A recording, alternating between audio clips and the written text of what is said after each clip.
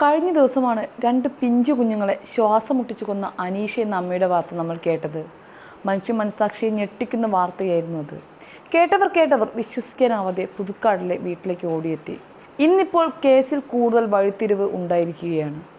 കാമുകനും കൂട്ടുപ്രതിയുമായ ഭവിൻ്റെ phone വഴക്കിനിടെ Aneesha തല്ലി തകർത്തു എന്നാണ് പോലീസിന് ലഭിച്ച വിവരം. ഇതിൽ ആദ്യത്തെ കുഞ്ഞിൻ്റെ ചിത്രവും വീഡിയോയും ഉണ്ടെന്നാണ് ഭവിൻ്റെ മൊഴി. ഈ ഫോൺ കണ്ടെടുത്ത് ഫോറൻസിക് ലാബിലേക്ക് അയക്കും. ഇരുവരെയും കോടതിയിൽ ഹാജരാക്കി പോലീസ് കസ്റ്റഡിയിൽ വാങ്ങി ചോദ്യം ചെയ്യും. തെളിവ് നശിപ്പിക്കാൻ കൂട്ടുനിന്നു എന്നതുകൊണ്ട് തന്നെ കേസിൽ കൂട്ടുപ്രതിയാണ് കാമുകനായ ഭവിൻ. കാമുകിയെ ഭാര്യയായി കിട്ടുമെന്ന പ്രതീക്ഷയിലായിരുന്നു ഇയാൾ കൂട്ടുനിന്നത്. എന്നാൽ കാമുകി അകന്നതോടുകൂടി പക തുടങ്ങി. അങ്ങനെയാണ് ഭവൻ പോലീസ് സ്റ്റേഷനിൽ എത്തിയത്. കുഞ്ഞിൻ്റെ മൃതദേഹം വീടിൻ്റെ പിൻഭാഗത്ത് മറവ് ചെയ്യാൻ കുഴിയെടുത്തിരുന്നുവെന്നും എന്നാൽ അയൽവാസി ഇത് കണ്ടതോടുകൂടി വീടിൻ്റെ ഇടതുഭാഗത്തെ മാവിൻ ചുവട്ടിൽ കുഴിച്ചിട്ടുവെന്നുമാണ് പ്രതിയായ അനീഷ നൽകിയ മൊഴി. 2021 ആദ്യത്തെ കുഞ്ഞ് ജനിക്കുന്നത്. പ്രസവിക്കുന്നതിന് മുൻപ് തന്നെ പൊക്കിൽ കൊടി കഴുത്തിൽ കുടുങ്ങിയും കുഞ്ഞ് മരിച്ചു എന്നായിരുന്നു യുവതി മൊഴി നൽകിയത്. പിന്നീട് കുഞ്ഞിനെ ശ്വാസം മുട്ടിച്ചു കൊന്നതെന്നും മൊഴി മാറ്റി.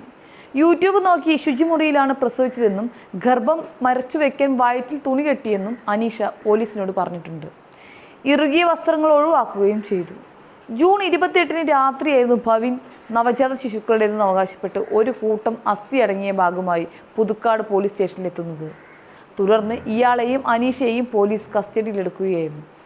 അതിനിടയിലാണ് അനീഷ 3 കൊല്ലം മുൻപ് വീടിന് പിന്നിൽ കുഴിയെടുക്കുന്നത് കണ്ടിരുന്നുവെന്ന് അനീഷയുടെ അയൽവാസി ഗിരിജ വെളിപ്പെടുത്തിയത്. അനീഷ ആദ്യത്തെ കുഞ്ഞിനെ പ്രസവിച്ച സമയത്തായിരുന്നു ഈ സംഭവം എന്നാണ് കരുതുന്നത്.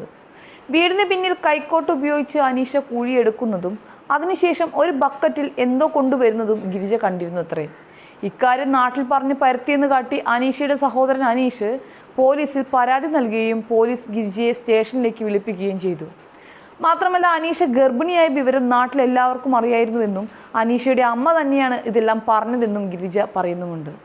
ഗിരിജയുടെ സാക്ഷിമൊഴി റൂറൽ SP B കൃഷ്ണകുമാറും സ്ഥിരീകരിച്ചതോടുകൂടി അമ്മയും അന്വേഷണ പരിധിയിൽ വരുമെന്നാണ് ലഭിക്കുന്ന വിവരം. രണ്ടാമത്തെ കുഞ്ഞിൻ്റെ മരണശേഷം അനീഷയ്ക്ക് വേറെ ഒരാളുമായി ബന്ധമുണ്ടെന്ന് കണ്ടെത്തിയതിനെ തുടർന്ന് ഭവിനും അനീഷയും തമ്മിൽ വഴക്കുണ്ടായിരുന്നു. മൃതദേഹങ്ങൾ കുഴിച്ചിട്ടത് രണ്ടുപേരും അറിഞ്ഞിരുന്നുവെങ്കിലും മരണത്തിൽ ഭവിന് അനീഷയെ സംശയമുണ്ടായിരുന്നു. ബന്ധം തുടരാൻ അനീഷയ്ക്ക് താല്പര്യമില്ലെന്നും അതിനായാണ് കുഞ്ഞിനെ കൊന്നതെന്നും ഇയാൾ വിശ്വസിച്ചു. യുവതി മറ്റൊരു വിവാഹം കഴിക്കാൻ പോകുന്നുവെന്ന സംശയം പ്രശ്നങ്ങൾ കൂടുതൽ വഷളാക്കുകയായിരുന്നു. ബന്ധത്തിൽ നിന്നും യുവതി ഒഴിഞ്ഞു മാറിയാലോ വിവാഹത്തിന് വീട്ടുകാർ സമ്മതിക്കാതിരുന്നാലോ തൻ്റെ കുട്ടികളെ പ്രസവിച്ചുവെന്നതിനുള്ള തെളിവാണ് അസ്ഥിയിലൂടെ ഭവിൻ ശേഖരിച്ചത് എന്നാണ് പോലീസ് കരുതുന്നത്. എന്തായാലും ഒരു 21-കാരിക്ക് തനിച്ച് 2 പ്രസവങ്ങൾ എടുക്കുവാനും കൊല ചെയ്യുവാനും ശേഷം മറവ് ചെയ്യുവാനും ഒക്കെ തനിച്ച് സാധിക്കുമെന്നതിൽ പൂർണ്ണ വിശ്വാസം പോലീസിന് ഇതുവരെയും വന്നിട്ടില്ല. അതുകൊണ്ട് തന്നെ കേസിൽ ഒന്നോ അതിലധികമോ ആളുകളുടെ പൂർണ്ണ സഹായം യുവതിക്ക് ലഭിച്ചിട്ടുണ്ട് എന്നും പോലീസ് സംശയിക്കുന്നുണ്ട്.